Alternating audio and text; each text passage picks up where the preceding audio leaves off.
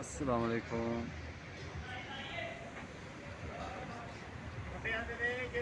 ਨਿੱਕੇ ਦੇ ਨਾ ਗੋਲ ਥੋੜਾ ਰਹੇ ਨਾ ਚੱਸ ਨਹੀਂ ਆਉਂਦੀ ਹੈ ਭਾਈ ਮੈਂ ਕਿਹਾ ਚੱਲ ਕੜਾਈ ਪਾਣੇ आया चोरी टीम ये ले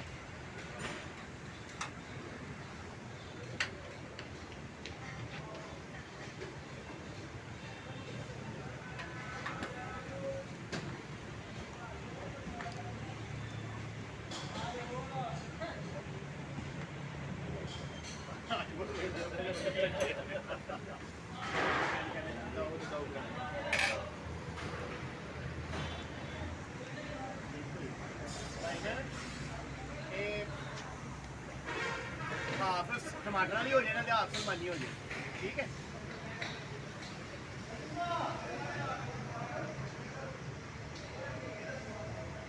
ਇਹ ਆਰਡਰ ਕਿਉਂ ਨਹੀਂ ਚੁੱਕ ਰਿਹਾ ਮੁੰਡਾ ਨਾਦਰ ਭਾਈ ਇਹ ਜਿਹੜਾ ਆਰਡਰ ਬਣਿਆ ਕਿਉਂ ਨਹੀਂ ਚੁੱਕ ਲੇਟ ਹੈ ਹਲੇ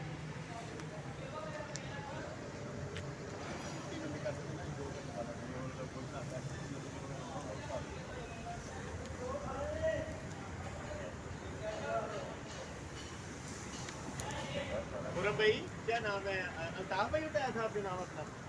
है अफजल भाई ये गर्दन की नहीं लगती है